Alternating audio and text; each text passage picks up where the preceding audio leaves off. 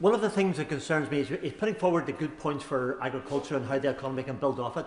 Northern Ireland has £6 billion worth of manufacturing and export, and it's critical for Northern Ireland to do well as well. But one of the things that holds us back is the veterinary medicines, the Northern Ireland Protocol. So to see us go forward with the rest of the United Kingdom, does he agree that the Northern Ireland Protocol should be addressed? And perhaps the Minister, whenever she comes back, perhaps they could give us some ideas on that. Thank you for the intervention. I'm not familiar with the Northern Ireland Protocol at all, but as I learn more about the SPS agreement in my role as the Chair, we've got Nick Thomas-Symonds, I hope, coming to see us very soon to explain. Oh, sorry, Minister. The honourable gentleman knows better than that. He can refer to him as the Minister. Sorry, Madam Deputy Speaker. Anyway, so the farming productivity review, is very clear. If we want a sustainable rural economy, there's much more we can do to unlock its potential. And currently, planning is one of those areas that we can look to tackle.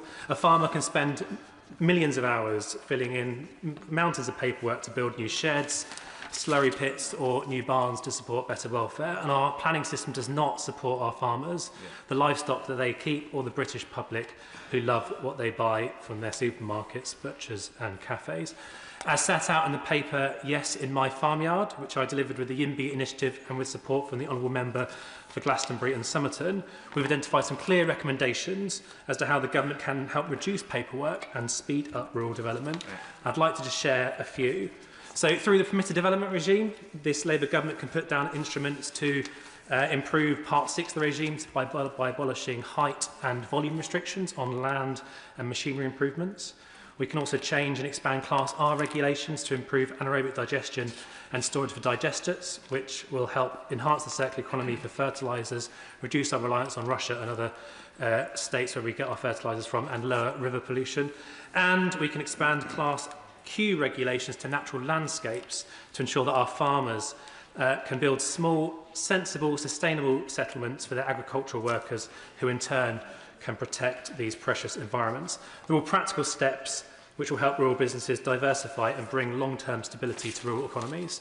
I'm really pleased to see that many of the recommendations in our paper are broadly supported in the Batters Review into farming profitability, and it has endorsed that some of these policies are in the paper, but I now encourage the DEFRA ministers to work with MHCLG to bring forward these planning changes and let our YIMBY farming communities, or should that be YIMFI farming communities, say yes in my farmyard. Joe Robertson. Thank you, Madam Deputy Speaker. It's a pleasure to be speaking in this debate on supporting rural communities. Although to the casual observer who may have been here at the beginning hearing the Minister open, it appeared we were in a debate about general ramblings on COVID, or later on, if they were here when they heard the Honourable Member for South West Norfolk, they might have felt that they're in a general debate on the NHS. But I understand it, Madam Deputy Speaker. I understand why members opposite do not want to talk about rural communities, because despite their protestations, they know that they have lost the trust of rural Britain. And it's little wonder. From the family farm tax, what could be more damaging? And it's taken them over a year from that first budget when they introduced that tax to finally U-turn on the majority of it. But before that point, 4 times they voted against Conservative proposals to scrap the tax. On 4 occasions, they had the opportunity to say enough is enough. And we will continue to campaign on scrapping the family farm tax in its entirety until it is gone completely. But for rural and coastal communities like mine on the Isle of Wight, it's not just farmers who have the worst possible deal from this government. It's the fishing communities too.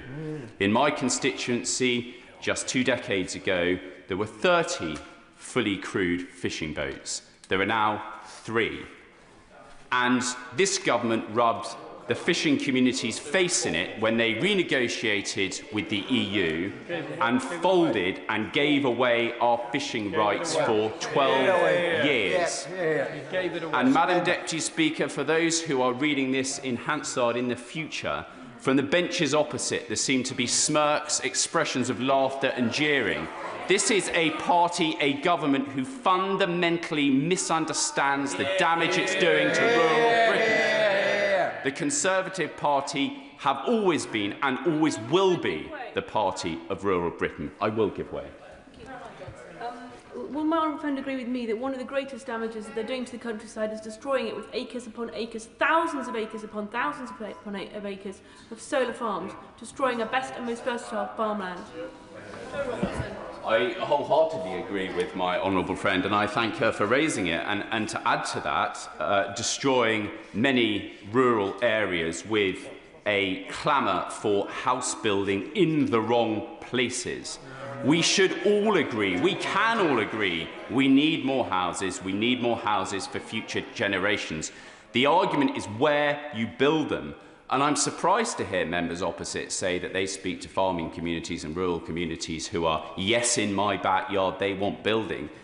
People do not want building of the wrong type of houses for people who do not live in their area and have no desire to live in their area. Most services are available in cities. That is where the majority of building should be taking place, and this government should be looking again at the whole way in which house building and planning works in this country. And until it understands the damage it's doing to rural Britain, it will continue to hemorrhage votes. It's Naish. And I refer members to my register of interests. Too often, rural Britain has been spoken about and taken for granted, and no more so than by the party opposite, which over 14 years, and including through its harmful pursuit of Brexit, left many rural businesses, including family farms like my own, operating on life support. Now, as the Food and Drink Federation's 2024 Trade Snapshot notes, and I quote, the UK's global food export volumes have declined significantly more than other major European countries, demonstrating that the UK's challenges aren't part of a global trend, but rather unique to the UK's post-Brexit circumstances. And this is why I welcome the work that this government is doing towards an SPS agreement that will help food and drink producers in my constituency of Rushcliffe. Now, doing things differently is extremely important, Madam Deputy Speaker. In government, we must think, talk about and act differently in relation to rural Britain in order to break long-standing cycles of poverty and underinvestment. Rural Britain cannot be treated as an afterthought, not only because this risks the urban-rural divide growing even further, but because rural Britain is central to everything that we do. Yes, food security, nature restoration, flooding adaptation and animal welfare all clearly depend on partnership with rural communities. Everyone here knows that. But the role of rural Britain goes much further still. Why? Because new homes, new energy infrastructure, new transport routes, new critical mineral extraction, national security planning and preparation, they will all depend on rural space and resources. And this is why, in my view, and in the view of many of my colleagues on these benches, rural Britain offers a vital route, arguably the only route to national renewal. But this will only happen if its unique values, needs and potential are properly understood and acted upon. And that is why, setting aside this opposition motion, which simply lists a set of things which previously the Conservative government didn't necessarily resolve, I want to focus on the phrase in the amendment which talks about a joined-up approach.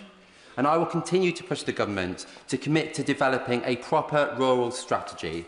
The last one was in 2004 under the last Labour government. And I hope that we will commit to a rural strategy which puts rural Britain at the centre of economic growth, which means that we can finally ditch overused slogans about NIMBYs, YIMBYs and stop trivialising our rural communities, which are so important.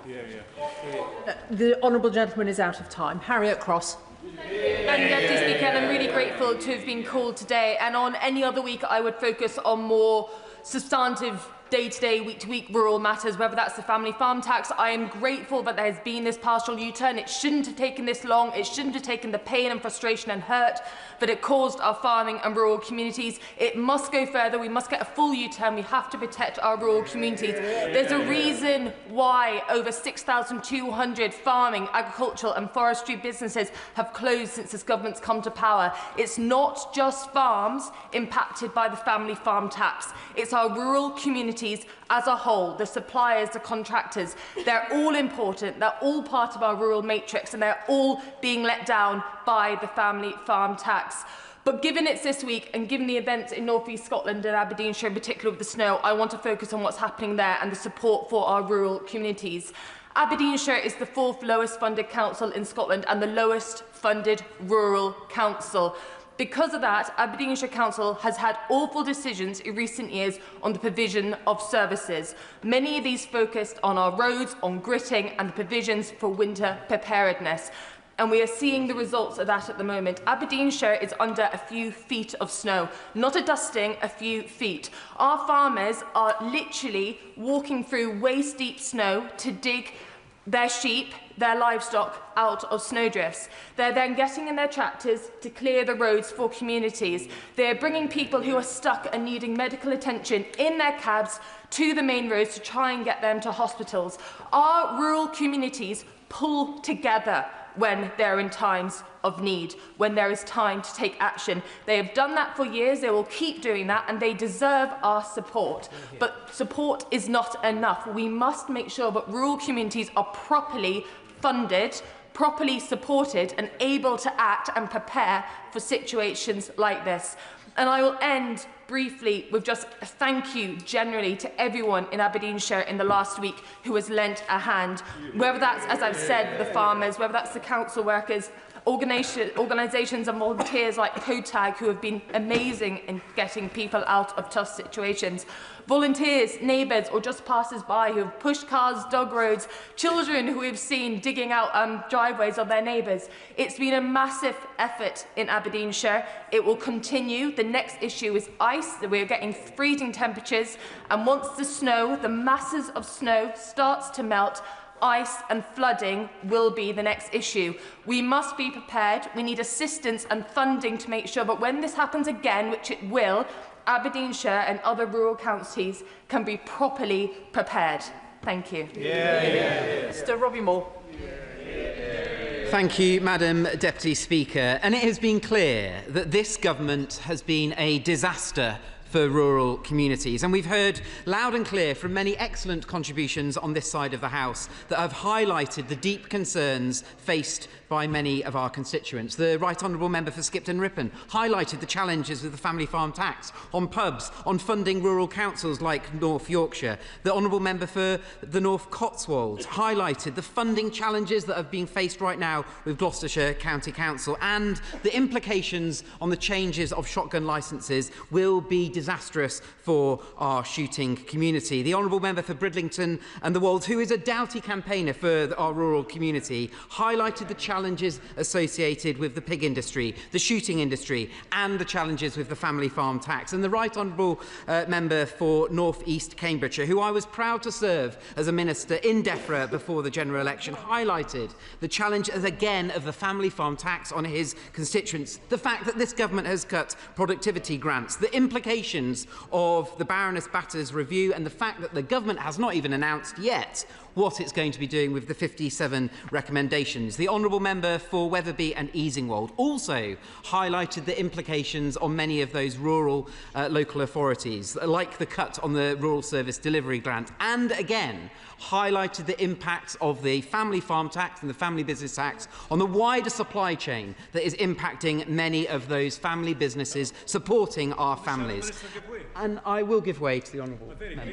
Is he aghast as I am to hear Labour backbenchers on the benches opposite taking credit for substantial U-turns to the family farm tax as though it was inevitable? It was them that introduced it.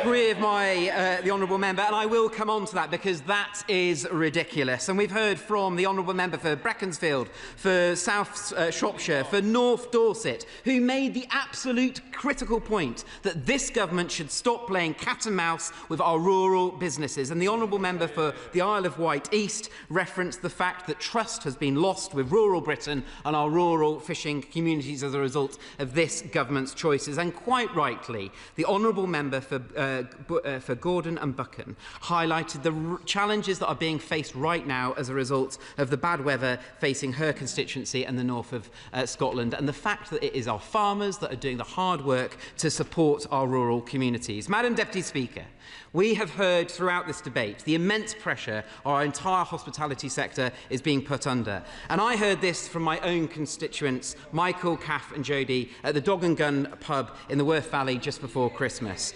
We now know that since the autumn budget alone, over 1,100 pubs and restaurants have closed and more than 89,000 hospitality workers have lost their jobs. The rise in employers' national insurance, the minimum wage, the unemployment rights bill, these measures are making doing business near impossible. And in this process, the government are robbing many of those young people their first job opportunities and tearing the heart out of our rural economies.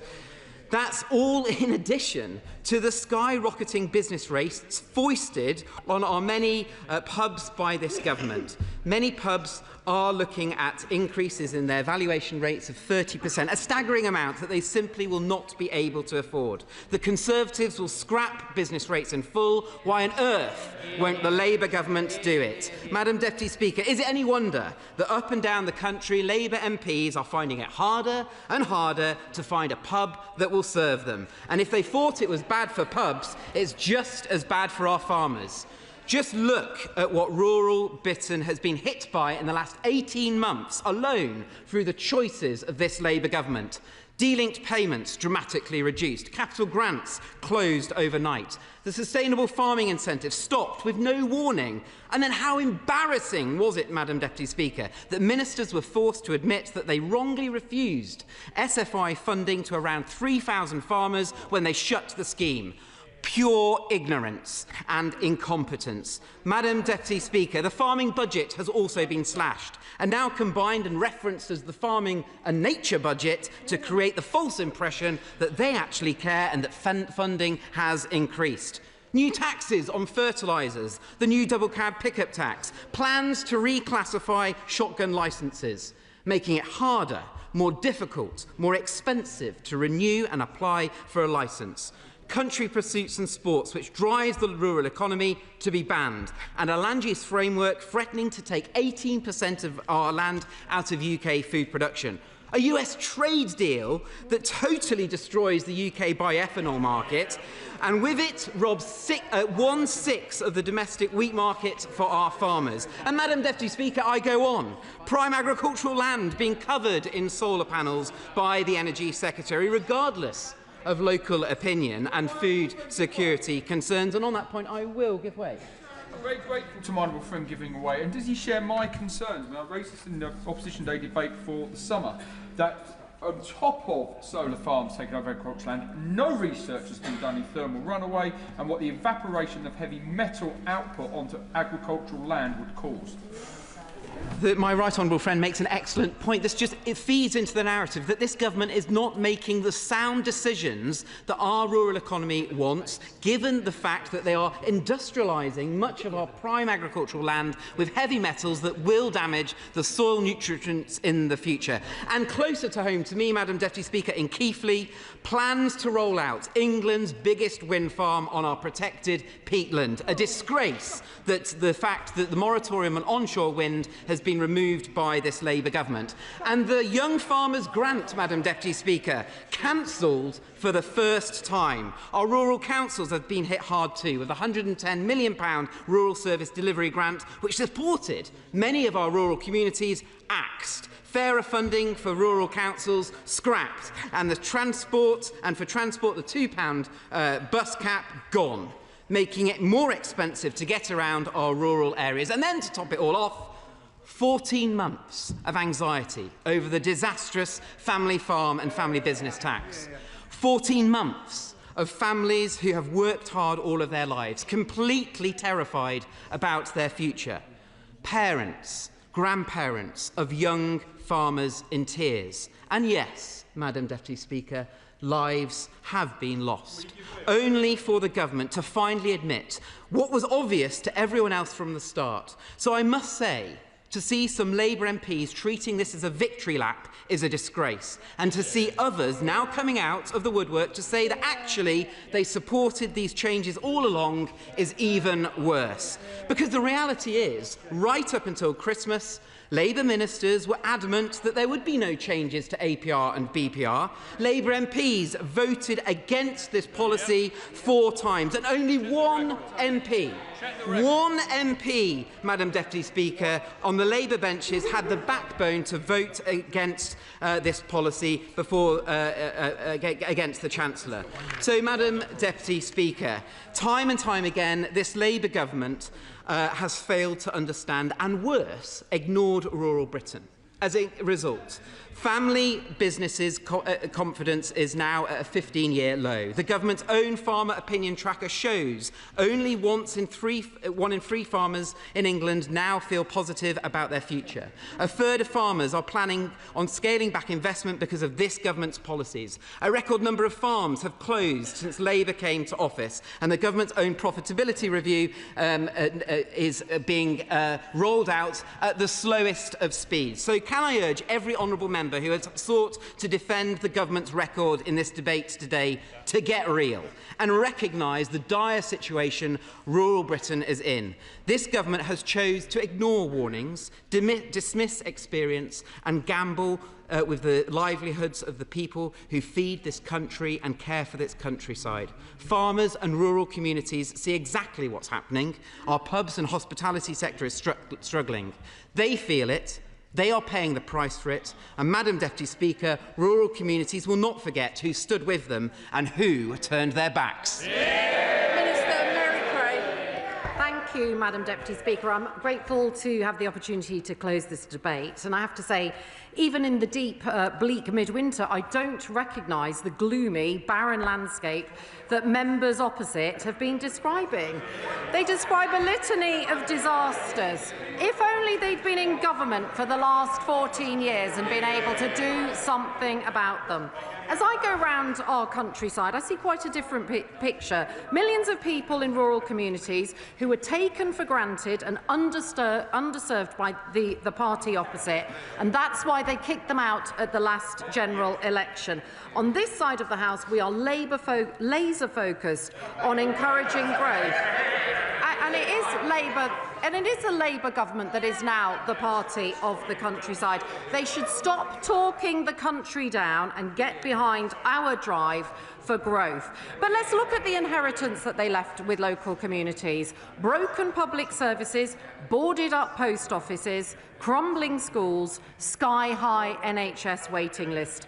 They have learned no lessons, offered no apologies and showed no contrition, and that's why they were booted out of government. They had a Liz Truss mini-budget that crashed the economy, sending mortgages, rents and bills soaring. And who was the Financial Secretary to the Treasury when food inflation hit 19%?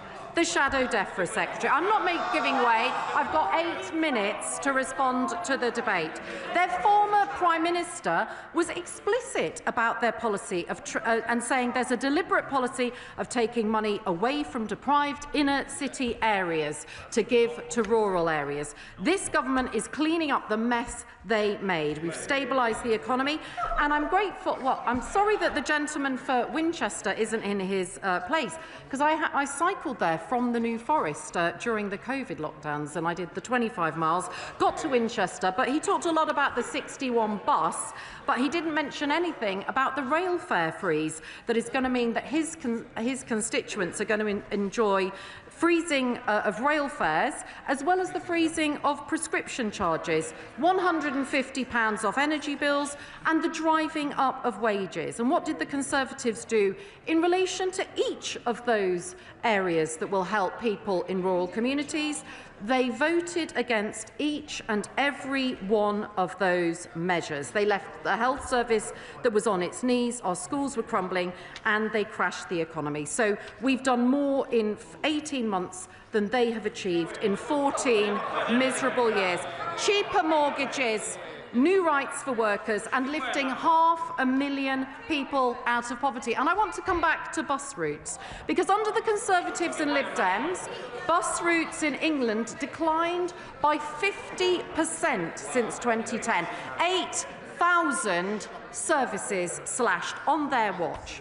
We have taken immediate action with the Bus Services Act, I will not give way, which includes provision to support socially necessary bus services, so important in rural areas. I'm grateful to have the Bus Minister on my side. And we have maintained the national £3 bus fare cap. We heard from... There was no cap under their government. They're shouting from a Senate. There was no cap. We've heard from the colleague from Sherwood about the problems with rural crime. During the 14 years of Conservative government, the recorded crime rate in rural areas of England and Wales increased by 32%. Our rural communities paid the price for the Tories being asleep on the job and those 20,000 police officers that they and the Liberal Democrats cut in 2010. We are ensuring rural communities will be better protected from the scourge of rural crime, such as equipment theft, livestock theft and hair coursing. We know these devastate communities, farming and wildlife, and that's why we've collaborated with the National Police Chiefs Council and the Home Office to deliver a renewed rural and wildlife crime strategy published in last November. My honourable friend for South East Cornwall asked about waste crime, and I visited my honourable friend's constituency in Lichfield to see the fly tipping that had gone on there. We know that waste crime blights our rural communities and it undermines legitimate businesses. The last government let waste gangs and organised crime groups run riot, with incidents rising by 20% in their last 5 years. And so we have announced what are we going to do. We are announcing we're bringing in, they consulted on changes in 2018. We are bringing them in this year. We are introducing digital waste tracking this year, end-to-end tracking of who is looking after. No, it's actually going to be operational from April this year. So the infrastructure is there. So mandatory digital waste tracking, reforming the permitting system, a system that was so loose that Oscar the dog could be a waste carrier, and tougher background checks for people carrying waste. And we'll require vehicles transporting waste to display their permit numbers. This was all prepped and planned and consulted on by them. The action is happening under this Labour government. Now, we've heard a lot of talk about land use framework. We are going to have to change the way we use land, because our landscapes need to change to support climate change mitigation and adaptation, economic growth, housing delivery, food production, clean energy, and to meet our statutory targets for nature recovery. And that land use framework will be published later this year. We had the Right Honourable Gentleman for Skipton and Ripon talking about informal employment relations.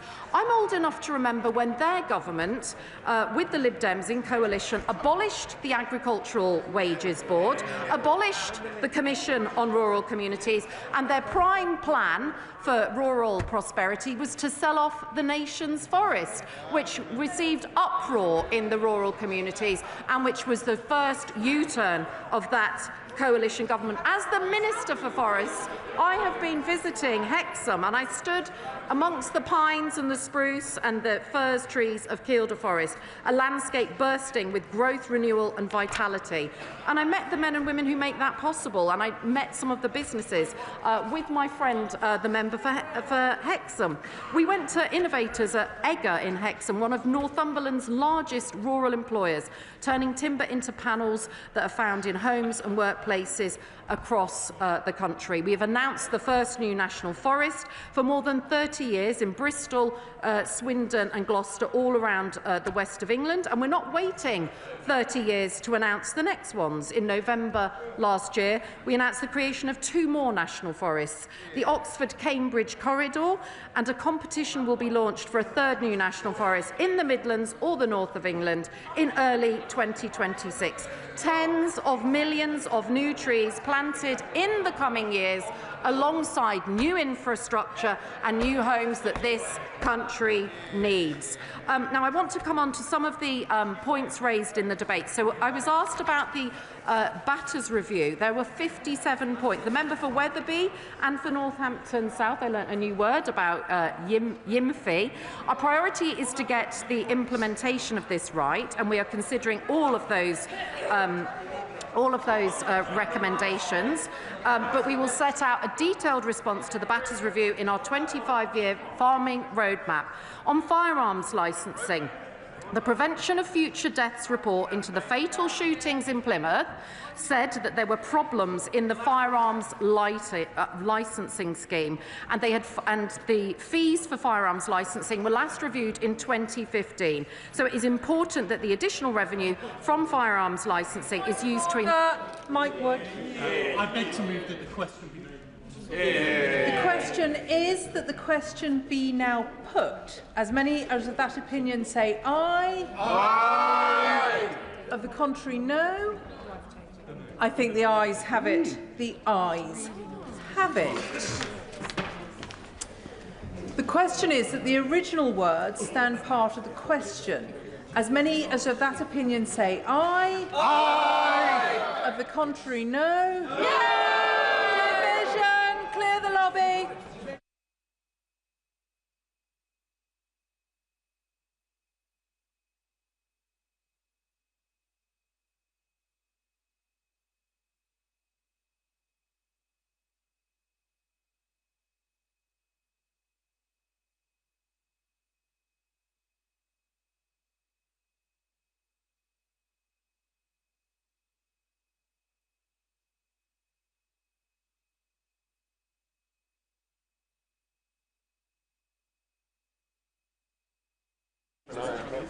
The question is that the original words stand part of the question. As many as of that opinion say aye. Aye. Of the contrary, no. No.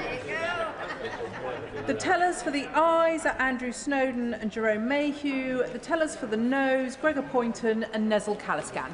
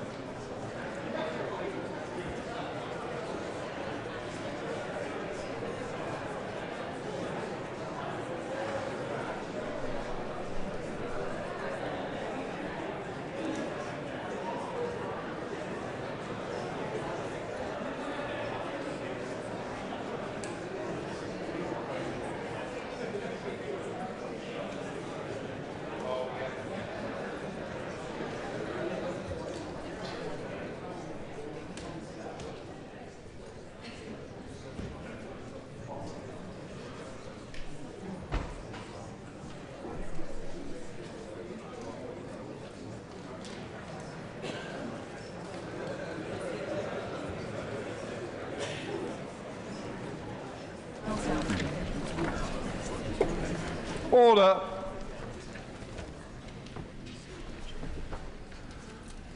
The ayes to the right, 105. The noes to the left, 332.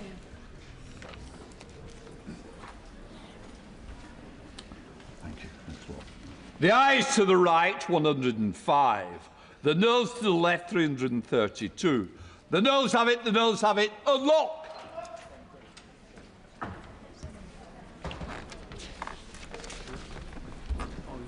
The question is that the proposed words be there added. As many of that opinion say aye. Aye. The contrary no. I think the ayes have it, the ayes have it. I declare the question as amended to be agreed to. Right, we now come to the next part of the business. Secretary of State for Defence, are you ready to make the statement? Secretary of State. Mr. Speaker, with permission and with thanks to you for allowing me to do so at this late hour, I wish to make a statement to update the House on today's US operation and on yesterday's Coalition of the Willing summit in Paris. Today, the US conducted a military operation to intercept the motor vessel Bella 1 in the North Atlantic on its way to Russia. The UK, at the request of the US, supported this operation as part of global efforts to crack down on sanctions busting and shadow shipping activity. The Bella 1 was falsely flagged. It was falsely flagged and subject to US counter-Iran sanctions. The vessel refused to comply with the US's exercise of its sanctions jurisdiction on the 20th of December, after which the US Coast Guard vessel Monroe pursued the ship across the Atlantic. This is a sanctioned, stateless vessel which carries a long history of nefarious activity and shares close links with both Iran and Russia. Following a request from the US, I authorised the use of UK bases and the deployment of Royal Navy and RAF assets to support the operation, including airborne surveillance and the RFA ship Tide Force. This was a US operation. No UK personnel took part in the boarding. And I can update the House, Mr. Speaker, the operation is ongoing, but the Bella 1 is now under the control of US forces who demonstrated immense courage and professionalism in dangerous and deteriorating Atlantic Sea conditions. A stateless vessel, Mr. Speaker, may be lawfully intercepted and subjected to the law of the interdicting state. The US's enforcement action was based upon counter-Iran sanctions aimed at stopping Iran from fueling instability through the profits of illegal oil sales. The UK supported this action to achieve three objectives. First, to enforce counter-Iran sanctions. Second, to tackle the global security threat posed by expanding shadowy maritime activity. And third, to reinforce British homeland defence and security in this era of rising threats. Mr. Speaker, let me expand. First, in 2024, this vessel was sanctioned by the US and subjected to a seizure warrant for illegally transporting Iranian oil. It reflagged 5 times in the last 5 years and was falsely flying the Guyana ensign when it was intercepted by the US. Over a 4-year period, reports suggest that this vessel moved some 7.3 million barrels of Iranian crude oil, the proceeds of which are used to finance terrorism, threat and instability across the world. And the Iranian regime continues to export violence across the region through its proxies and its partners, including Hamas, Hezbollah, the Houthis, and Iraqi militias. It maintains support for Russia by supplying Putin with weapons for his brutal invasion of Ukraine, including the Shahid mass drones and missiles which target and kill Ukrainian civilians. And it is telling, of course, that this vessel, in an attempt to evade the seizure warrant, changed its name and tried to adopt the Russian flag. Second, Mr. Speaker, the UK also supported this military operation to counter the expanding global security threat. The vessel is part of an increasing web of shadow shipping that fuels and funds instability across the world, that undermines global trade, and that threatens our national security. We know Russia operates a vast shadow fleet of its own to bankroll its illegal invasion of Ukraine. And last year, it's estimated that Russia sold $100 billion worth of sanctioned oil, money directly funding attacks on Ukrainian citizens, such as the onslaught during Christmas, involving 600 missiles and drones, which killed at least 3 people. We owe it to the Ukrainians to step up action on these shadow operations, and we are. This is why we're deterring, we're disrupting, we're degrading the Russian shadow fleet as a priority for this government. And to date, we've imposed sanctions on 544 vessels. According to estimates, sanctions against the shadow fleet by the UK and our partners have forced 200 ships off the seas, almost half of the Russian shadow fleet's overall capacity. While Russia's critical oil revenues are now down 27% compared to October in 2024. This is the lowest since the start of its full-scale invasion. So let me speak plainly, Mr. Speaker. The UK will not stand by as malign activity increases on the high seas, and alongside our allies, we are stepping up our response against shadow vessels, and we will continue to do so. Third, Mr. Speaker, this is not just about international security, but about the threats to British national security too. Iran presents not only a persistent danger to security in the Middle East, but to us here in the UK.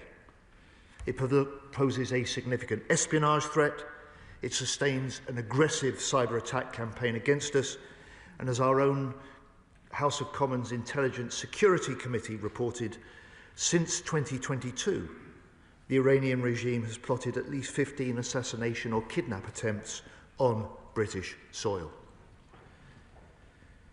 Meanwhile, more widely across Europe, we're seeing a pattern of flagrant maritime activity coordinated by Russia. So I applaud and welcome the fact that the Finnish authorities seized a Russian shadow vessel suspected of damaging a communications cable under the Gulf of Finland last week. And we've exposed the Russian spy ship Yantar operating in our waters, surveying our undersea cables. And of course, by assisting our US allies in taking this ship off the seas, we are protecting the British people and our nation. So this is a stark reminder that our world is changing, it is less predictable and more dangerous. And this operation and the Shadow Fleet show the global links between the security threats faced by the UK and its allies. And the Shadow Fleet itself is vital to Putin's ongoing illegal invasion and war in Ukraine, which brings me on to the second topic in this single statement. Because next month we enter the 5th year of Putin's full-scale invasion of Ukraine. Yet the Ukrainian people still fight with huge courage and defiance, the military and civilian alike. And I'm proud to say that this House remains united for Ukraine, that Britain remains united for Ukraine. Yeah. We know that if Putin prevails, he won't stop at Ukraine. And we know that a secure Europe depends on a strong, sovereign Ukraine. And I'm also proud of the UK's leadership on Ukraine. It started under the last government and stepped up under this government. So now we, the UK, lead the 50-nation-strong Ukraine Defence Contact Group alongside Germany and secured £50 billion worth in military aid pledges last year. And we, with France, lead the Coalition of the Willing, undertaking detailed military planning to help secure peace for the long term when a deal is agreed. And I say to this House, let's make 2026 the year that peace is not only possible, but the year that peace is achieved. And this government is leading that push for peace. This government is building the New Deal for European security. And that's why in Paris yesterday, Mr. Speaker, at what was the largest yet meeting of the Coalition of the Willing, with 39 nations, my right honourable friend, the Prime Minister, alongside President Macron and President Zelensky, signed a declaration of intent. And as the Prime Minister said, the purpose of the Coalition of the Willing is to help deliver a peace that can last and to work with the US to guarantee Ukraine's security for the long term. This work is now more advanced than ever, he said. And yesterday's declaration advances that work significantly. It confirms that the UK and France will take a leading role, first in using military, economic and diplomatic instruments to ensure the conclusion of a peace agreement, second in supporting the development of Ukraine's defence capabilities, and third in commanding a multinational force for Ukraine, which plans to deploy to Ukraine after a ceasefire has been agreed. Mr. Speaker, the MFU plans to deploy units from nations in the Coalition of the Willing to carry out defence and deterrence operations in the air, on the land and at sea, to conduct training, planning, recovery and regeneration of Ukrainian forces. The UK and France will also create military hubs to support this work across the country and to build protected facilities within Ukraine for weapons and equipment. Mr. Speaker, as the Prime Minister said today, if there were a decision to deploy under this agreement that was signed yesterday, that matter will be brought to the House for debate beforehand and for a vote on that deployment. So yesterday, at this largest meeting of the Coalition of the Willing, we agreed further significant steps, including the signing of a joint declaration. We will also participate in US-led monitoring and verification of any ceasefire. We will support the long-term provision of armaments for Ukraine's defence, and we will continue to work with the US towards security guarantees to deter any further Russian aggression and to support Ukraine in the case of a future armed attack by Russia. In Paris yesterday, the US Special Envoy Witkoff described these commitments, and I quote, as strong as anyone has ever seen. And I will travel very soon to Kyiv to continue these discussions with the Ukrainian political and military leaders. A secure Europe needs a strong Ukraine, but we can only get a peace deal if Putin is ready to make compromises. Over the Christmas period, he showed he is still not ready for peace. Hundreds of drones and missiles fired into Ukraine, Russian attacks continuing on the front line. So in 2026, we will continue with other nations to step up our military support still further. Our mission, both to support the fight today, as well as secure the peace tomorrow. And I say to the House in conclusion, our government will always act in the interests of national security. We're committed to countering the threats posed by our adversaries. We're committed to standing by our closest allies, and we are committed to keeping Britain secure at home and strong abroad. Yeah. Shadow Secretary of State James Cockledge. Yeah. Thank you, Mr. Speaker. And can I begin by thanking the Secretary of State for advance side of his statement and for the briefing he provided to myself and to other parliamentarians on today's operation. As the Leader of the Opposition said earlier, there should always be a statement to Parliament when UK troops are committed abroad, and we hope that the Secretary of State can provide a little more clarity than the Prime Minister was willing to earlier. In recent days, we have seen extraordinary international developments, particularly in relation to Venezuela. But it remains the case that the single most important military action of recent years affecting our nation's security is Putin's illegal and wholly unprovoked invasion of Ukraine. The ensuing war has led to terrible loss of life, and we all want peace. But it must be a lasting one. on acceptable terms to Ukraine and with credible security guarantees so that any post-ceasefire settlement can endure. As such, having led the way in supporting Ukraine at the outset of the invasion, and as the Leader of the Opposition said earlier today, we will absolutely support any efforts to help bring peace to Ukraine.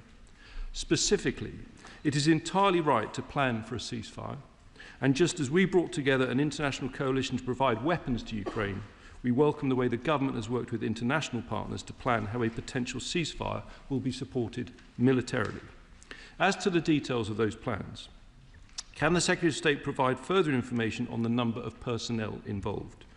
Earlier today, the Prime Minister did not give any specific details on troop numbers, yet the Times is currently reporting that the figure will be fewer than 7,500. What more can he tell us? Can he say more about the force composition to be deployed? Specifically, we note British soldiers will be involved in logistics and training, but what proportion, if any, will be actively involved in policing and patrolling of any border or demilitarised zone? And what air and naval assets does he plan to provide as part of the MFU? On rules of engagement, we note from the Joint Declaration of Intent that our service personnel, and I quote, will be granted the use of force to fulfil the mission of the MFU and cooperate in accordance with international law and respect for human rights, as reflected in other international agreements whose participants are the signatories. Can he confirm this means that our soldiers operating in Ukraine will therefore be subject to the ECHR during any deployment? And can he state the exact mission of the MFU? In terms of other countries and their role, Mr. Speaker, the Declaration of Intent refers to, and I quote, other contributing nations, but does not name any countries from outside Ukraine other than Britain and France. So can he list those nations and what their primary contribution will be? On the crucial matter of security guarantees, there appears to be no mention of any such guarantees in the Declaration of Intent. So can he tell us what explicit security guarantees the United States have agreed to, and will they involve US boots on the ground? Of course, this force would only be deployed in the event of a ceasefire being agreed with Russia. So what is his contingency plan in the event that the ceasefire is broken after the MFU has been deployed? And doesn't this point to the most important consideration, that this whole plan is based on the assumption of a genuine ceasefire? And as someone who has personally and passionately backed Ukraine's fight for freedom throughout, I would dearly love to believe that this peace is possible and soon. But I fear that the occupant of the Kremlin is not interested in peace. So does the Secretary of State agree that in parallel to any preparation for the MFU, there must be no let-up whatsoever in the application of maximum economic pressure on Russia, along with all possible continued support to Ukraine? Turning to other developments, we support today's operation by the United States to seize the MV Belawan tanker in order to enforce sanctions on Iran. We also welcome the UK's enabling role undertaken by Royal Navy and RAF assets, and I agree wholeheartedly with the Secretary of State on the objectives he set out, not least reinforcing our homeland security. I'm pleased to hear the operation has been successful, and on behalf of the opposition, I pay tribute to all personnel involved and join the Secretary of State in recognising the skill and bravery of the US forces who participated. On the wider matter of Iran, Mr. Speaker, can I take this opportunity to express our solidarity with all those who in recent days have had the courage to defy that nation's despotic and repressive regime. Whilst I appreciate the Secretary of State will not speculate on operational planning by us or our allies, can he reassure the House that his department is conducting contingency planning in the event of any further escalation of internal unrest within Iran? On Greenland, finally, we totally support Denmark's sovereignty over that territory. Whilst the United States remains our closest ally, it is surely not in the interest of the US or any of our allies for NATO's shared commitments to be undermined to any degree. So given the Prime Minister did not answer the Leader of the Opposition earlier, can the Secretary of State assure the House that he will be seeking an urgent meeting of all NATO members to provide mutual reassurance on the matter of Denmark's sovereignty over Greenland? Finally, isn't the common thread in all of this that the world is becoming a more dangerous place, and therefore we must rapidly ramp up our own defence spending and rearmament? So can I ask him when he will finally publish the Defence Investment Plan?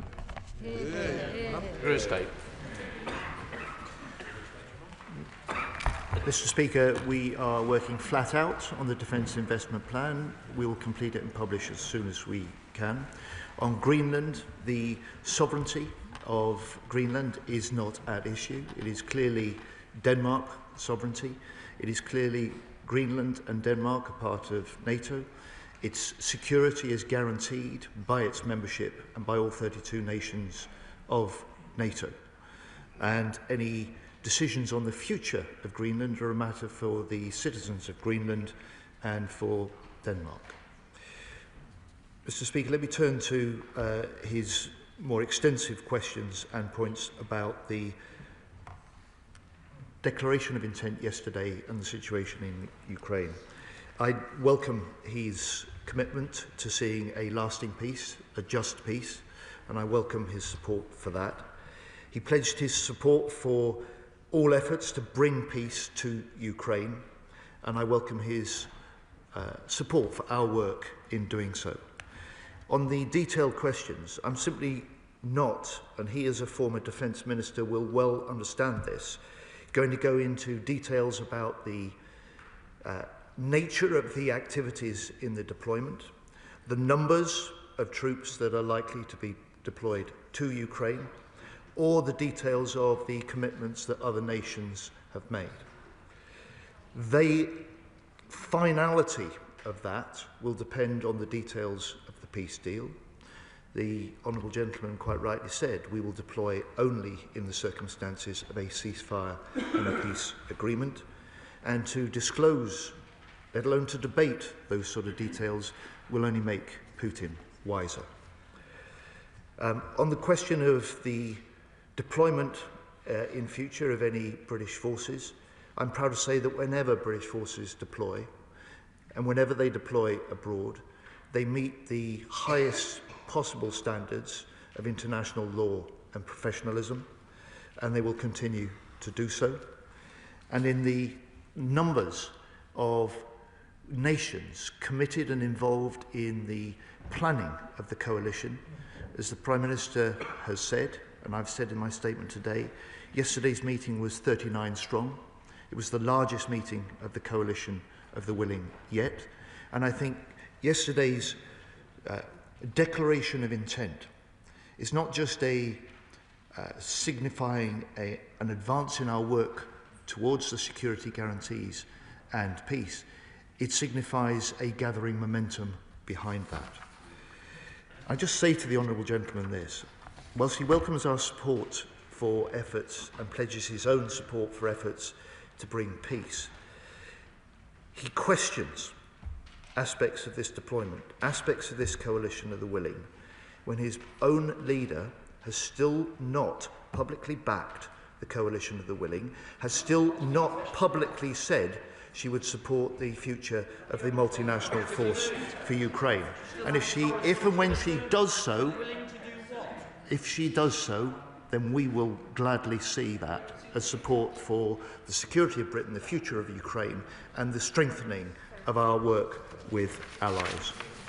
Finally, the Honourable Gentleman said that Putin isn't interested in peace. He's quite right to say that we will not let up, and we should not let up, on intensifying the economic pressure. Part of my statement that dealt with the Shadow Fleet was a part of that. We should not give up or let up in increasing the pressure on Putin through the military aid and the military support we provide to Ukraine.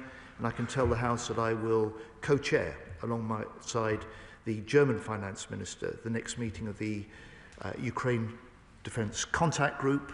We will do that at NATO next month, when we will be looking to ensure that we see the strongest possible pledges in stepping up support for Ukraine, both to keep in the fight today, secure the peace for tomorrow throughout 2026.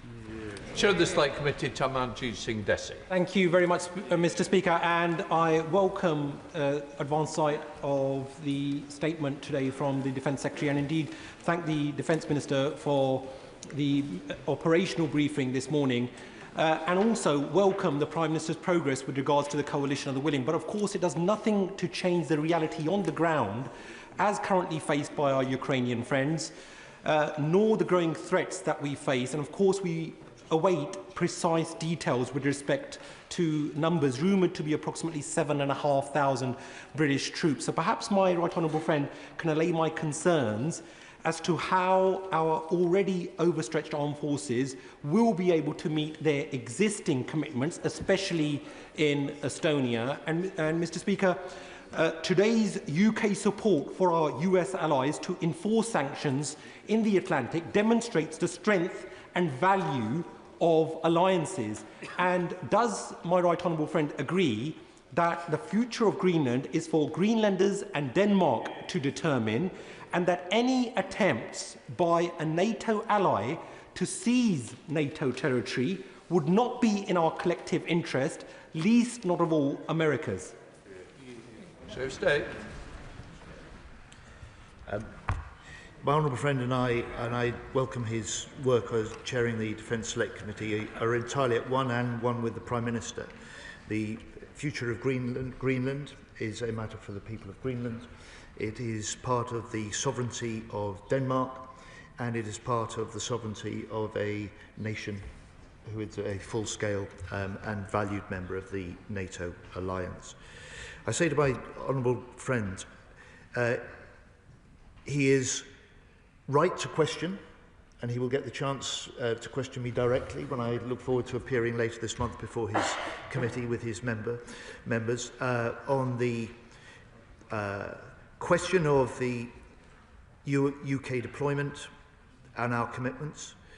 This House will have, as the Prime Minister said at Prime Minister's questions, the opportunity to debate those detailed issues if and when any commitment and decision to deploy troops, to follow up what he made clear, quite rightly, was a political statement, a declaration of intent, significant for advancing our work to secure Ukrainians' future, but nevertheless a political declaration, and this House will have the chance to debate in full the concerns that members have, the consequences that there may be for any future deployment into Ukraine, and the terms on which we will do so. James McCleary, the Liberal Democrat spokesperson. Mr. Speaker, we all hope for peace in Ukraine. Years of brutal conflict caused and perpetuated by Russia have taken a terrible toll. There is much, therefore, to welcome in the announcement that the United Kingdom and France are prepared, alongside partners, to deploy forces to Ukraine after a ceasefire. This is not about escalation, it is about deterrence, reassurance, and making peace durable, rather than temporary.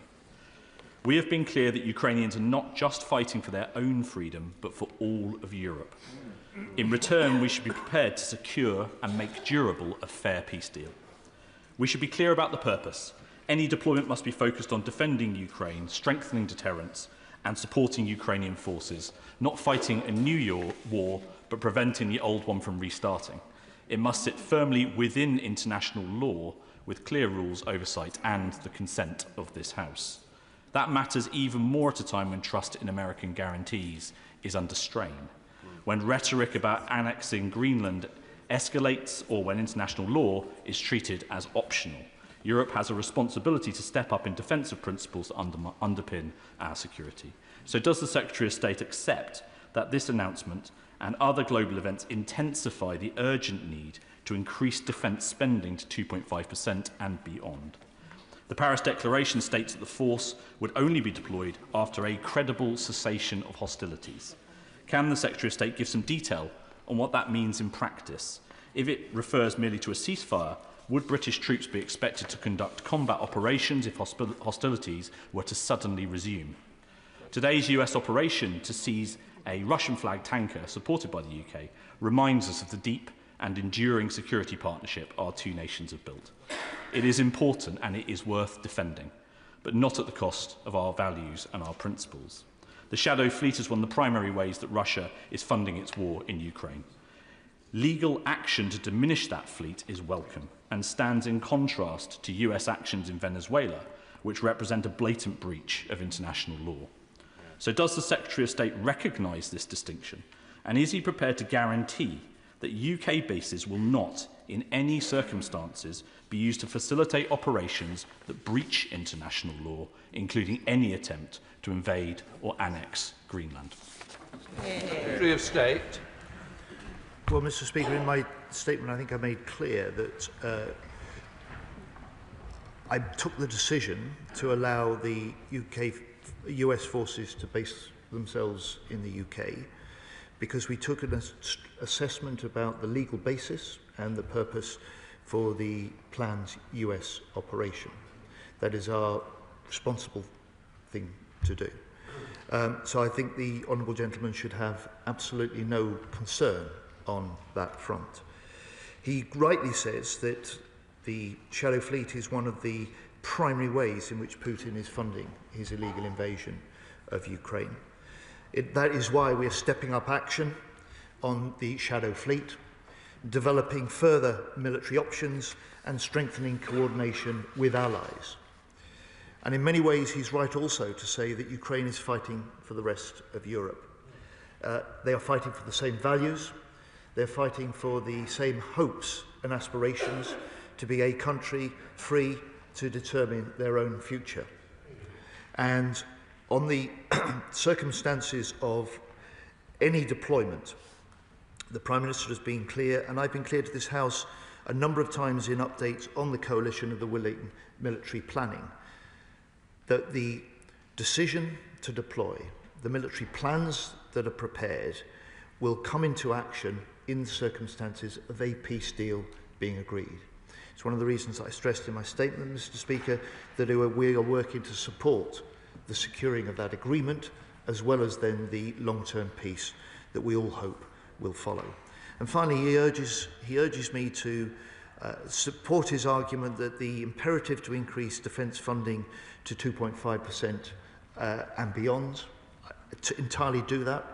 He would welcome the fact that this is a government that has made a difficult decision to switch funding directly out of overseas aid into defence, to do so because it recognises this new era of threat that we face, an era of hard power, strong alliances and strong diplomacy. And finally, just to say to him, we are doing that at least 3 years before anyone expected us to do so.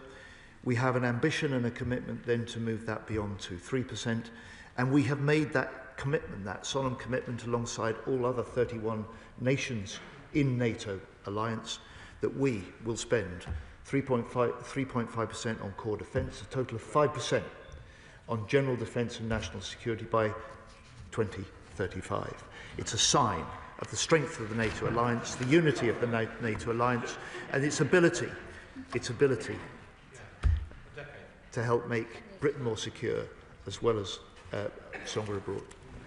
Dame Emily Thornberry, Chair of the Foreign Affairs Select. Thank you very much, Mr. Speaker. Can I begin by thanking the Secretary of State for his statement, congratulating the brave men and women for this successful operation, and paying tribute to the Prime Minister for his clear leadership in the defence of Ukraine. My question is this: is there anything more that we can do to ensure that Vladimir Putin is serious about peace? My right honourable friend is entirely right. There's one man that stands between the continuing war in Ukraine, the continuing civilian deaths and attacks on domestic infrastructure, and that is Vladimir Putin. There's one man that has talked of peace but has yet to demonstrate that he's serious about doing what he says.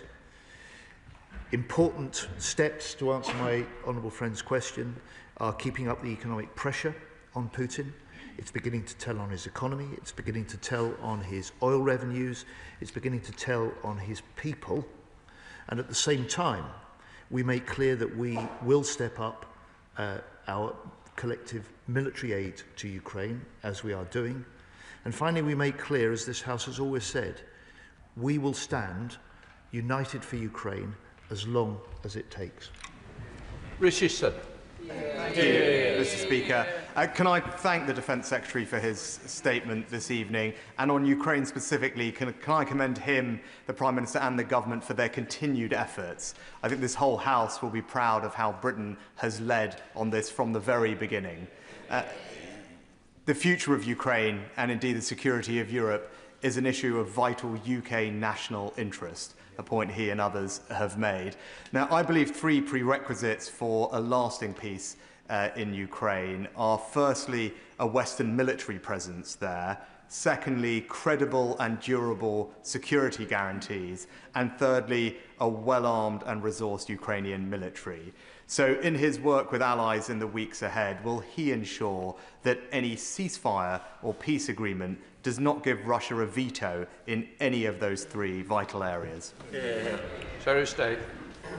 I welcome the right honourable gentleman's echo for my pride in the way that the UK, under his government and stepped up again under this government, has led on Ukraine.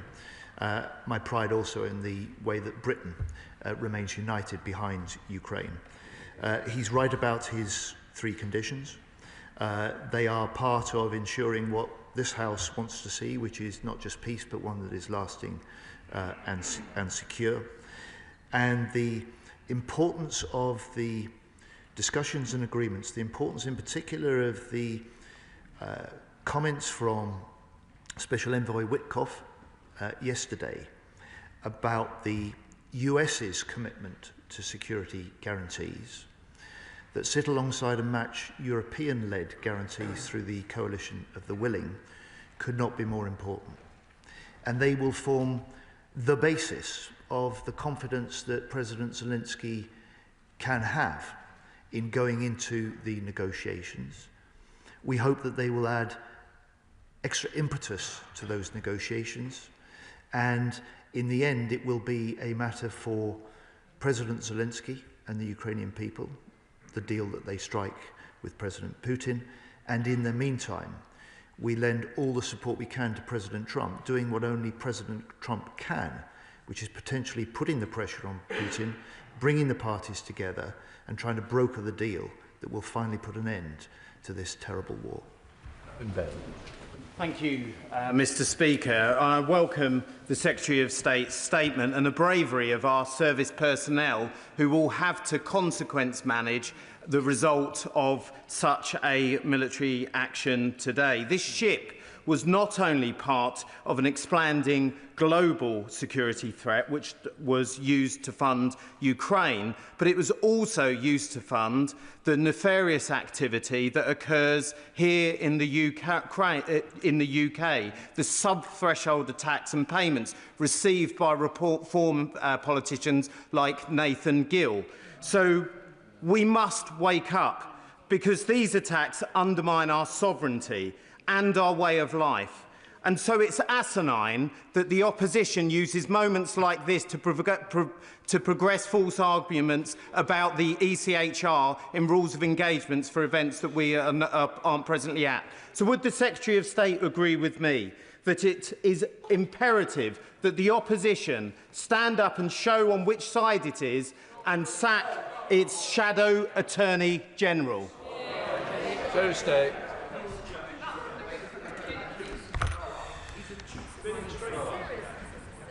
Mr. Speaker, my honourable friend speaks with great military insight and authority on the challenges of the deployment, the challenges of the operation that was conducted in some of the most extreme weather and seas that any military force can face. He is also right to point out how this is a bad ship. This was sanctioned by the US in 2024. It changed its flag 5 times in the last 5 years. It turned off its transporter for almost 2 weeks on the 17th of December, so no one could track its whereabouts. And last month, it was sailing with a false flag before heading to Russia. And it's very telling which country then reportedly sent out a warship in order to try and escort it into a Russian port. So no one should be in any doubt the purpose of the US operation or the legal basis for it doing so. In relation to the question about the support for the deployment, the potential multinational force for Ukraine, I think the most serious equivocation has come from the leader of the Reform Party, which, when asked today about that, simply said forget it.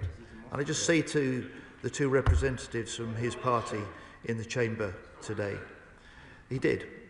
That is an insult to Ukrainians. It does not do justice to the sentiment of the British people that recognise the fight of the Ukrainian people, that want to see them prevail and want to see above all a peace that will last. Lincoln John. Thank you, Mr. Speaker. Can I welcome the Secretary of State's statement here this evening? And I hope it's been heard widely across the world. I hope it's been heard in Moscow, and I hope it's been heard in Washington, and I hope particularly it's been heard in Kyiv and across Ukraine, because I want the people of that country to understand that this House is totally united in support of their aims. And I personally do not wish to see peace at any price. I wish to see Ukraine prevail. And I hope that I speak for the whole House in that respect. But with that context, I would still like to ask, the Leader of the Opposition asked the Prime Minister earlier on today about the numbers which had been committed. And the Prime Minister said, let me be very clear about what was agreed yesterday. Military plans were drawn up some months ago, and I have updated the House in relation to that. There are figures being briefed to the newspapers. I don't know whether those figures are correct. I think that the Secretary of State owes it to the House to brief the House on the numbers that he is considering. I may wish them to be higher. Some other members of the House may wish them to be lower. But I would just like this House to hear what his plans are. Secretary of State.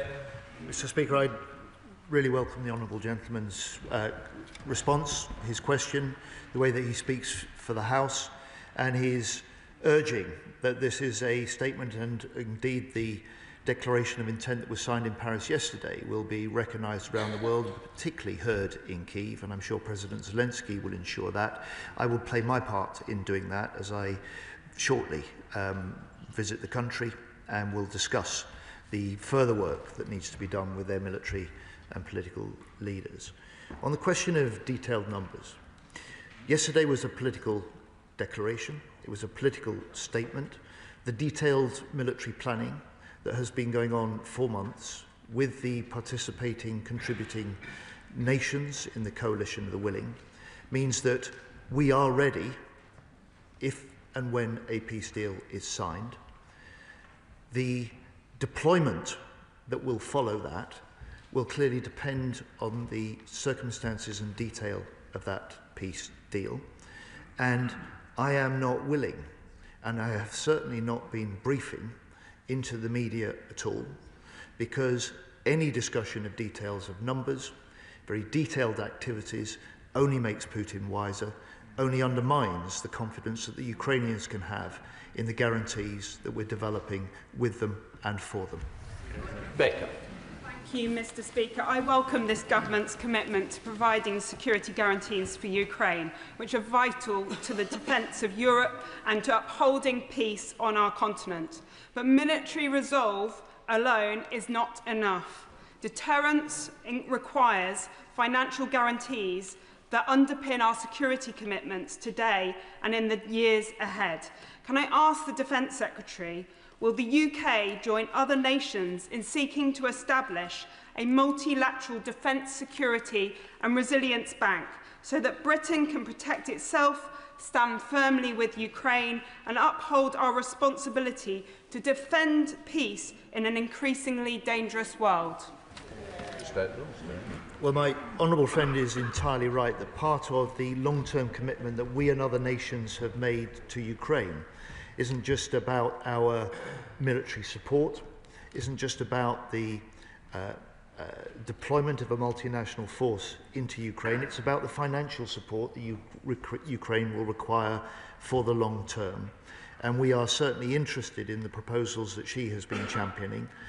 Led by the Treasury, this government has been in discussions with those that are developing proposals like that, and will continue to do so because they potentially have a very significant role in contributing the sort of financial investment that we must see in Ukraine for the long term. Claire Young. Thank you, Mr. Speaker, the UK remains one of the chief facilitators of the export of Russian gas. UK-owned or insured vessels have enabled the export of £45 billion worth of Russian gas since the start of the war. Will the Secretary of State finally agree to ban the provision of all UK maritime services for the transport and insurance of Russian gas exports? Secretary of State. Mr. Speaker, where there are grounds for us as a nation and a government, particularly where we can do so alongside close allies, we have done so. We've done so against individuals, we've done so against organisations, we've done so against vessels, and we have sanctioned 544 ships that are part of the Russian shadow fleet operation. Wherever there are grounds to do more, we will look at that, but I won't get into speculation or hypotheticals about future potential moves that we might make with economic sanctions. Joanna Baxter. Thank you, Mr. Speaker. I welcome the Secretary of State's statement and pay tribute to his leadership and that of the Foreign Secretary and the Prime Minister on this issue. And I welcome the statement of the Coalition of the Willing on their commitments to deter further Russian aggression. I'd like to ask, do those commitments extend to preventing the further forced deportation and militarisation of Ukrainian children? And if, as has been widely reported, we are 90% of the way towards a peace agreement, does that mean that Putin has agreed to hand back the more than 20,000 Ukrainian children that he has stolen from that country? Secretary of State. Mr. Speaker, my honourable friend speaks with great passion and emotion about this. One of the most, I've had the privilege of visiting Ukraine a number of times, and one of the most moving things I've done on any of my visits was when I was there jointly with the former Shadow Foreign Secretary. We met some of those children that had been abducted by and kidnapped by the Russians and rescued and brought back to Ukraine. The impact on them and their families was deeply moving, and she's totally right to say this must be, and it is, I know it's in there in the Ukrainian mind, at the forefront of ensuring that this practice is prevented and that the return of all Ukrainian children that have been kidnapped by Russia are returned in the very earliest stages of any peace negotiations. Stuart Anderson. Thank you, Madam Deputy Speaker. I welcome the Secretary of State coming to the House to update us on the commitment made by the Prime Minister last night. But I want to put on record I express serious concerns about the commitment to put British troops on the ground. And I say so. Over the last 30 years, I do not believe we have learnt enough lessons of how to pull troops out of locations. On some of those deployments I've been on, we could potentially be setting the UK forces up for a long-term sustainable conflict or peacekeeping over in Russia where we don't have the resources to do that sustainable.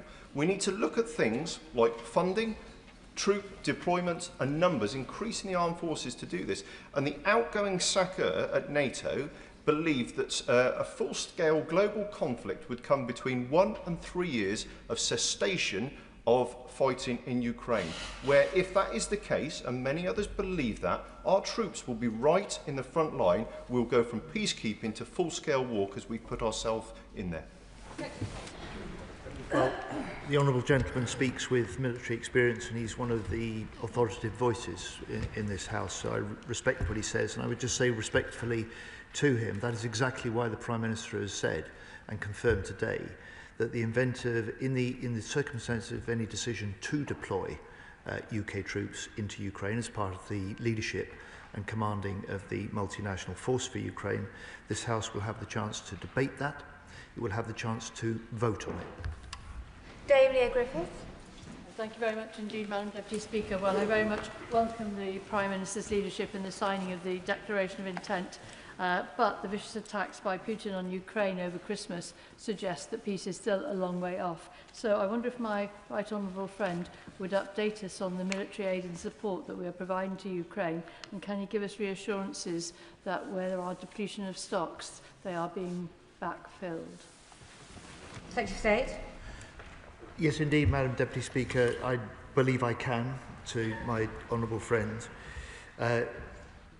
This is a government proud of the fact that this year we have provided the highest ever level of spending on military aid directly to support Ukraine. Proud of the fact also that we are capable and are doing the delivery of some of the most important military equipment that they need, for instance, air defence systems and missiles. And proud also that we work especially closely with the Ukrainians to help them develop new systems, new missiles, new weapons, to try and stay one step ahead of the Russians, and we will continue to do that. Mark Pritchard. Thank you, Madam Deputy Speaker. I welcome the Defence Secretary's statement today, but I just want to press him a little bit on the issue of a vote in Parliament. His statement, page 5, is pretty much the same as the Prime Minister's. I would expect that will be brought to, quote, the House for a debate beforehand and for a vote on that deployment.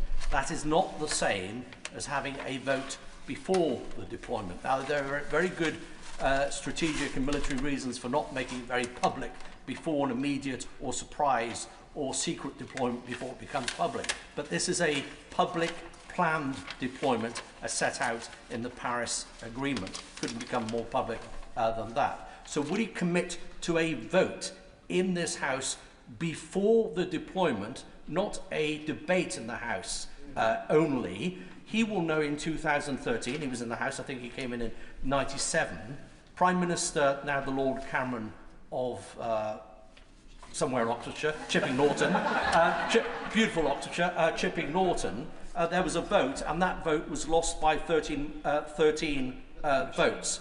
As a result, the UK did not deploy RAF support of the Americans into Syria. So it's right that the government gets the balance right. I support what the government is doing, although we have to see the detail, but would he commit to a vote before deployment, not just a debate? State. I have to admit, I'm struggling to follow the concern that the honourable gentleman expresses. I quoted in my statement, I'm quite happy to repeat it here, the words of the Prime Minister today in this House when he said, I would put that matter to the House for a debate beforehand and a vote on that deployment. I think that is pretty clear and couldn't be clearer. Kevin McKenna. Thank you, Madam Deputy Speaker. And I'd like to thank the Secretary of State for his statement, and I'd really like to commend our incredible servicemen and women who've defended our interests here. I'm increasingly worried, as are many members of this House, about the shadow fleets and the way that they're operating in the world, and particularly with 2 international ports in my constituency. I'd like my honourable friend to tell me and reassure my constituents how the workers, the sailors and the companies operating out of Sheerness docks and out of Ridham docks are going to be protected at the sea in the future by the United Kingdom. My honourable friend pays rightly the tribute to the professionalism of our UK forces. They played an important supporting role to back up what was essentially and entirely a US operation today. But it is a demonstration of the professionalism.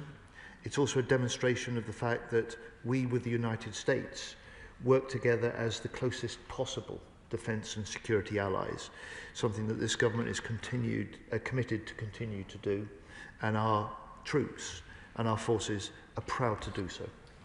Smith.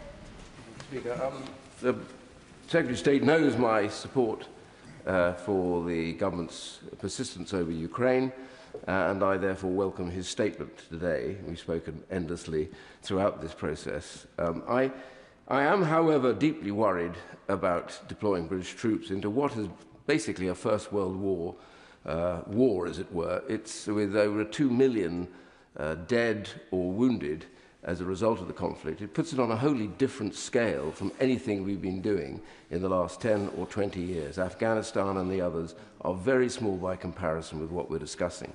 So I have a certain amount of cynicism, but I will support the government to pursue that. But I worry desperately that we get this out of proportion. that are we peacekeepers or are we going to enforce the peace? These are big questions to be asked before full support can be surely given. But there's one thing I think the government can do, and very simply it's this. He talked about Iran and the shadow fleet and the support they've given to Russia and the brutality they have, and I absolutely agree with that. So I have a simple question for the government. Will they now prescribe the IRGC, who are at the heart of everything that is bad, deceitful and despicable from Iran, will they now prescribe, the British government prescribe, the IRGC full stop? State. The honourable gentleman returns to a subject that's been raised, debated in this House before. He was a member of the previous government. He'll know that in advance of any decisions, they're never disclosed or confirmed by government ministers in advance. On the concerns that he expresses, first of all, I welcome his support for the government's decision and participation and leadership of the Coalition of the Willing, and for the declaration of intent signed yesterday. The three things. First, there will be no deployment unless there is a peace agreement. Any deployment of a multinational force for Ukraine will be only deployed into Ukraine after a peace deal. Secondly, the role of that force is primarily reassurance, the regeneration of the Ukrainian forces, and deterrence of any future Russian aggression. We would do that alongside similar commitments and security guarantees being negotiated with the United States. And finally, the role of any British forces is to ensure that Ukraine, as I've argued to this House before, is its own best deterrence, is its own best defence against future Russian aggression, which is why the primary focus of the multinational force for Ukraine will be to regenerate the strength of the Ukrainian forces, and we're ready to do that alongside them for the long term. Just for colleagues to plan, I intend to take everybody, but this depends on the length of questions, because we could be here for quite some time. So please, can questions be short and the answers be just as short as well? Turquoise Crichton, please. Thank you, Madam Deputy Speaker, and can I thank the Secretary of State for his statement and pay tribute to the role of the Royal Navy and RAF personnel in taking out this rogue tanker flying under the flag of a rogue nation. The Bella 1 was taken just a few hundred miles out into the Atlantic, which is too close for comfort if you come from the Western Isles. And I understand Stornoway and Benbecula Airport hosted USAF aircraft, Poseidon maritime patrol aircraft out of Stornoway and 2 V-22 Ospreys out of Benbecula. Can the Minister give us more details on the role of Scottish airports in this operation? And does he agree with me that, yes, we have a front line in the Donbass, but the front line for us against Russia is our backyard, the wild North Atlantic? Secretary of State. Madam Deputy Speaker, thank you for your encouragement for short questions and short answers. My honourable friend is right on both accounts. Part of the British and European front line is in the Donbass. He's equally right that part of the front line for this nation and for NATO is the North Atlantic. And I am proud of the way that Scotland makes such a considerable contribution to the security of this country. And I'm proud of the way that part of the basing that was important for the US operation was indeed also in Scotland. Begin. Speaker, I wholeheartedly endorse the resolve across this House to continue to help Ukraine to prevail against this aggression, and by extension, therefore, commend the Armed Forces personnel who enabled and assisted the US in this very slick interdiction of a rogue vessel, a key element of the funding of Russia's war in Ukraine. There are other challenges in the high north as we speak. Our allies in the United States are very concerned about the vulnerability, apparently, of Greenland to Russian and Chinese aggression. What discussions has the Secretary of State had with our partners in the Jeff nations about discussing with the Greenlandic peoples and the government of Denmark about how the Jeff may deploy to Greenland to allay those US fears? Secretary of State. Madam Deputy Speaker, I'm sure that the US and the US military will welcome the strong support from the Scottish nationalists for their operation, and the congratulations the honourable gentleman offers, and I shall ensure that the UK Secretary for War is aware of those. Look, on the question of the forgive me, I forgot. On the question of Greenland, quite simply, look, I've been in contact with the Danish Defence Minister. The Prime Minister was very clear in the joint declaration that he signed yesterday in Paris. Greenland is part of Denmark. The sovereignty is not at stake. It's defended by being part of NATO. Its security is guaranteed by all 32 nation states, and any future for Greenland is that a matter for the Greenlanders alone and those of the citizens of Denmark. Luke Meyer. Thank you, Madam Deputy Speaker. I welcome this government's decision to increase defence spending to the highest level since the Cold War, and the Teesside Defence and Innovation Cluster stands ready to support the national interest. But will the Defence Secretary do everything possible to ensure that across the defence industrial supply chain it is British steel being used, so that national security is also economic security for Britain too? Secretary of State. I welcome my honourable friend's observation that national security is founded on economic security. Economic security is dependent on strong national security, and as an MP from the proud steelmaking town of Rotherham, I'm very conscious of the commitment that this government has made and the imperative to ensure that as much as possible of what we procure through defence and more widely within government uses, whenever we can, British-produced steel, which is amongst the finest in the world. Barclay. Thank you, Madam Deputy Speaker. The Defence Secretary refused to say when the Defence Investment Plan would be published. And there's a tension between the statement talking about the immediacy of the growing threats and the lack of urgency on funding as other areas of government are prioritised. Does he recognise that other nations are moving now on funding? And why is the government complacent on funding that it is prioritising other departments over moving now on defence? Secretary of State. Well, I certainly don't accept the right honourable gentleman's characterisation. We've made a commitment as a new government, an extra $5 billion into defence. We've made the commitment to 2.5% of GDP 3 years before his own unfunded commitment at the election. We will raise that further. And as far as the work on the Defence Investment Plan, we are dealing, of course, with a programme that we inherited from his own government that was overcommitted, it was underfunded, it was unsuited to the threats that we now face. But we are working flat out to complete that Defence Investment Plan, and I will publish and report the details of that to the House as soon as I can. Natalie Fleet.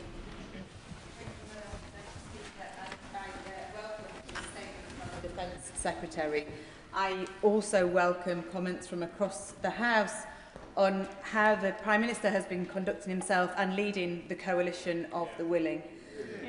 At this time, we need consensus across British politics on how we support Ukraine. Does the Secretary of State agree with me that no British politician should ever be taking bribes from Russians or advising Russian nationals on how to avoid sanctions for money that should be used to support Ukrainian people? I do agree with my friend, and the actions that she speaks of bring discredit on the party of Putin. It brings discredit on this country. And I also welcome her comments on the importance of cross-party support and support throughout the United Kingdom for the actions we're taking to support Ukraine. Richard Tice. Thank you, Madam Deputy Speaker, and can I thank the Secretary of State for his statement. We congratulate all those involved in taking and boarding the rogue ship in the Atlantic, and I'd also like to congratulate the Prime Minister and the government in securing from the US the strongest security guarantees, the strongest commitments. That is clearly good news. The leadership of the coalition of the willing many will be questioning why 37 of the 39 countries have not committed to put boots on the ground. And can I just correct gently the Secretary of State? What the Honourable Member for Clacton said about putting boots and kit into Ukraine is to ensure that we can do that on a long-term, durable basis. The government needs to increase its defence spending earlier and faster than currently planned. Secretary of State. Well, I'm sure everyone in the House would like to hear from the leader himself. If he'd like to participate in a session in the House of Commons chamber rather than the press conferences, and perhaps let's hear from himself. Look, on the... So, I say, listen, beyond that, I welcome the fact that he is here. I welcome his support for the actions the government is taking, and he is completely right to point to the importance of the US statements in public and the Special Envoy Witkoff that said that these security protocols that are being discussed and being developed and agreed with the US and with us and with Ukraine are as strong as anyone has ever seen. Patricia Ferguson. Thank you, Madam Deputy Speaker, and I thank my right honourable friend for his statement and thank him and the Prime Minister for their leadership in this issue. I wonder, he referred in his statement, quite rightly, to the actions of the Finns last week in intercepting a rogue ship that was cutting, or suspected of cutting, cables. He also mentioned the operation of the Yantar, which has been spying in our cables. So, given the activity of the Russians in the High North, does he agree with me that the deal with BAE Systems and Norway isn't just important because of the frigates that will be built, but it's also important because it's a sign of the cooperation that our two countries have, that we have as NATO allies, and that extends across the High North, with the exclusion, of course, of Russia? Secretary of State. My honourable friend is entirely right, and I know she is very proud of the constituents who are part of the workforce that will build these frigates. This isn't just the biggest ever British warship export deal.